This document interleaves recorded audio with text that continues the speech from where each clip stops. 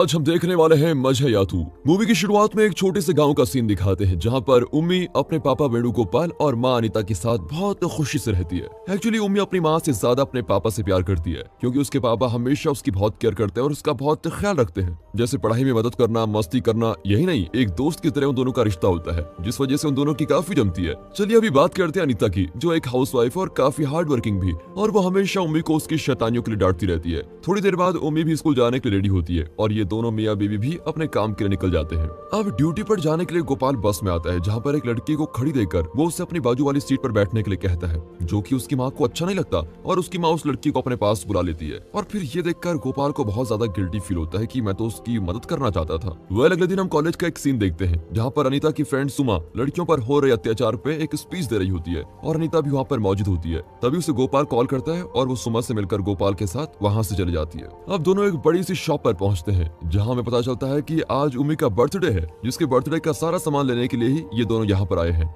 घर पहुंचने के बाद वो उम्मी का बहुत धूमधाम से बर्थडे सेलिब्रेट करते हैं और इस तरह पूरी फैमिली बड़ी खुश होती है और पार्टी एंजॉय करते हैं। अब अगली सुबह फटाफट तैयार होकर उम्मी अपने पापा के साथ स्कूल जाने के लिए निकलती है। अब बस में बैठने के बाद जब उसकी सहेली उससे कहती है कि तुम्हारी माँ तुम्हें छोड़ने क्यों नहीं आती, इसके जवाब में उम्मी कहती है कि मेरे पापा मुझसे बहुत प्यार करते हैं जिस वजह से वो हमेशा मुझे छोड़ने के लिए आते हैं। अब दिन बीत जाता है और रात का समय आता है जहाँ अनीता और गोपाल सोने जा रहे होते हैं, लेकिन तभी वहाँ पर उम्मी आ जाती है और जबरदस्ती अपने पापा की साइड सोने की जिद करती है। अनीता के बहुत समझाने के बाद भी उम्मी वहाँ से जाती नहीं है और जिद पकड़कर वहीं सो जाती है। अब अगले सीन में हम गोपाल को देखते हैं जो अपने ऑफिस में काम कर रहा होता है। तभी उसे उम्मी के स्कूल से फोन आता है जहां उसको पता चलता है कि उम्मी को बुखार होने की वजह से उसकी तबीयत खराब हो चुकी है। इसका पता लगने के बाद वो तुरंत उम्मी के स्कूल पर पहुंचता है और उसको लेकर सीधे घर आता है। लेकिन जैसे वो घर पहुंचते हैं तो चाबी तो अनीता के पास रह जाती है और अनीता का फोन भी स्विच ऑफ आता है। इस वजह से गोपाल काफी परेशान हो जाता है और इसी बीच उम्मी को भी चक्कर आने लग जाते हैं। कुछ वक्त बीत जाने के बाद अनीता अपनी सहेली सुमा के साथ घर पहुंचती है और देखती है कि घर का ताला टूट चुका है। फिर वो अपनी दोस्त को अलविदा कहकर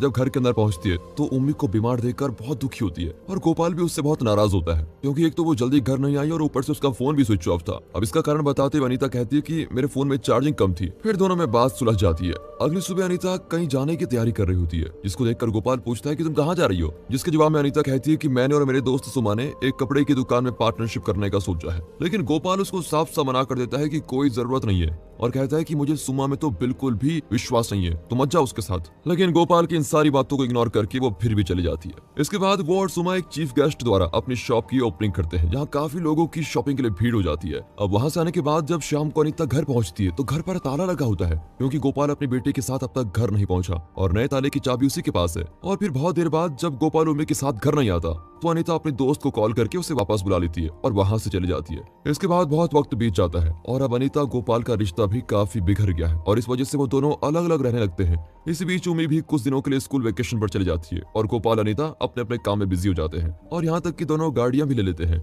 इसी बीच उम्मी अपनी कहानी सुनाती है कि उसका उसकी माँ के बिना मन नहीं लगता और वो खुद भी अकेलेपन में जी रही है। और इसी बीच गोपाल को भी दारू पीने की आदत लग जाती है और वो भी अकेला अकेला सा रहने लगता है। अब एक दिन उन्हें पता चलता है कि उम्मी अपनी वेकेशन से वापस आने वाली है, इसलिए वो दोनों उसको लेने के लिए स्कूल पहुंचते हैं और अपनी बेटी से मिलते हैं। उम्मी भी अपने माँ बाप को देखकर बहुत खुश होती है। जिसके बाद वो प्रिंसिपल से मुलाकात करते हैं जहाँ प्रिंसिपल उन दोनों के खराब रिश्ते के कारण उन्हें मिस लीजा से मिलने के लिए कहते हैं। लेकिन जैसे मिस लीजा उन दोनों से बात कर रही होती है तभी गोपाल को बहुत गुस्सा जाता है और वो वहाँ से अपनी बेटी को लेकर निकल जाता है। दोनों के रिश्ते खराब हो जाते हैं और वो अपनी अपनी कार में बैठकर घर के लिए निकलते हैं कि तभी गलती से अनीता का रास्ते में एक्सीडेंट हो जाता है। लेकिन इस बात का अंदाजा गोपाल को नहीं होता और वो अपनी कार को लेकर बहुत आगे चला जाता है। अब अपनी माँ को न देखकर उम्मी बड़ी परेशान रहती है और उसको कॉल करती है। तभी एक लेडीज उसका कॉल रिसीव करके बताती है कि तुम्हारी माँ को हॉस्पिटल में एडमिट किया गया है, तुम जल्दी अपने पापा के साथ यहाँ पर पहुंचो। इसके बाद ये दोनों हॉस्पिटल जाते हैं जहाँ उसकी देखभाल करने के लिए अनीता की दोस्त सुमा आ जाती है। अब गोपाल वहाँ रुके बिना अपनी बेटी को लेकर घर वापस आ जाता है।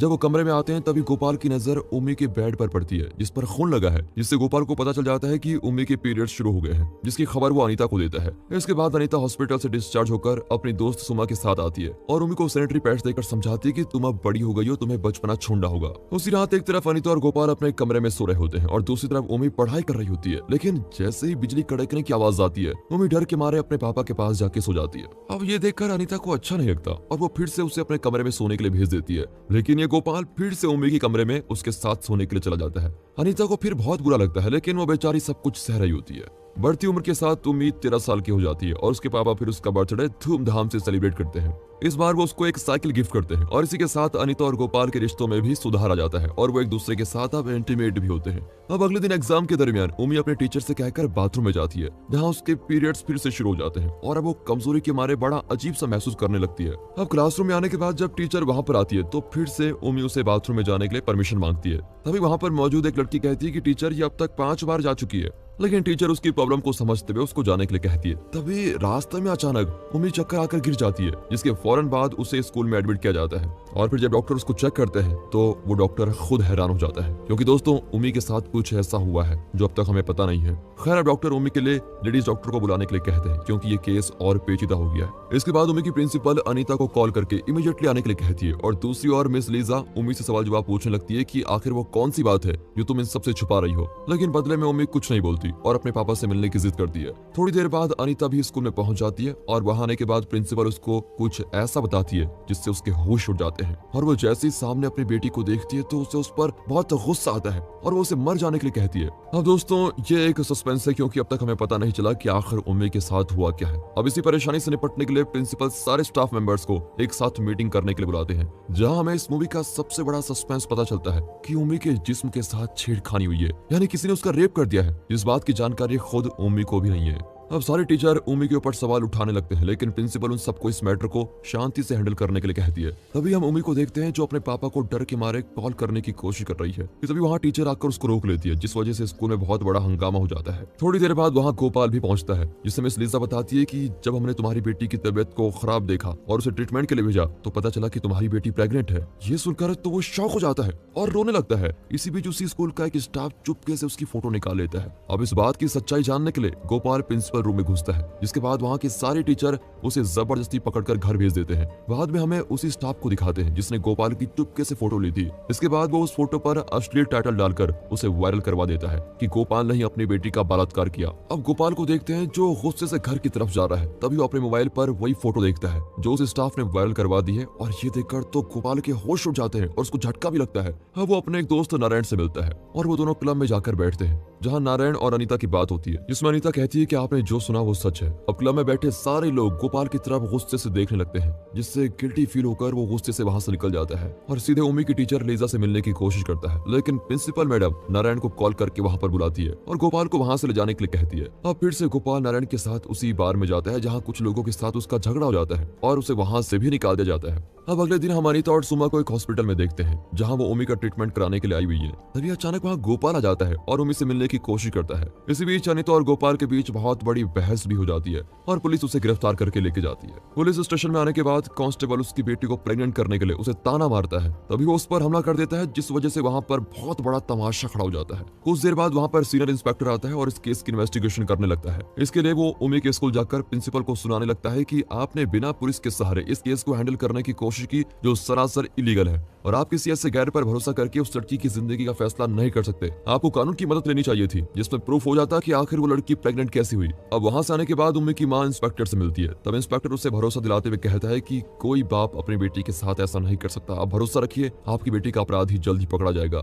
इसके बाद सीन कुछ दिनों के बाद का दिखाया जाता है और हम एक सुनसान घर को देखते हैं, जहाँ पर एक जैकेट पहना आदमी वेल्डिंग कर रहा होता है और उसने कुछ ऐसी चीज बनाई है जिससे इंसान की बॉडी को जला जा सके। तभी हमारी नजर पड़ती है वहाँ पर किडनैप किए गए एक शख्स के ऊपर। तभी वो जैकेट पहना आदमी उसके पास आता है और मोबाइल से उसे उम्मी की तस्वीर दिखाता है। तभी कुछ तस्वीरें फ्लैशबैक की दिखाई जाती है, जहाँ हमें पता चलता है कि ये किडनैप किया गया आदमी और कोई नहीं, वही स्कूल का स्टाफ है जिसने गोपाल की तस्वीरें ली थी और उन्हें वायरल कर दिया था। इस वजह से लोग गोपाल को ही अपनी बेटी का रेपिस्ट मानने लगे थे। इस वजह से बेचारे की फैमिली को बहुत बेइज्जती सहनी पड़ी थी। और यही नहीं, उस जैकेट वाले आदमी का भी चेहरा सामने आता है और ये कोई और नहीं बल्कि गोपाल ही है, जिसने अपना बदला पूरा करने के लिए उसको पकड़ के रखा हुआ है। अब गोपाल उससे कहता है कि मेरी बेटी ने जब मुझे तुम्हारा नाम बताया कि तुमने उसके साथ ये नीच हरकत की है, तो उसी दिन मैंने ठान लिया था कि मैं तुम्हें जान से मार दूंगा। इसके बदले में अपराधी कहता है कि मैं सरेंडर करने के लिए रेडी हूँ, तुम मुझे कोई सी भी सजा दे दो, लेकिन मुझे जान से मत मारो। लेकिन इस अपराधी ने उसकी बेटी का रेप किया था, जिस वजह से उसको बहुत तकलीफ हुई थी। इसलिए गोपाल उस पर दया न करते हुए उसे उस गैस चैम्बर के जरिए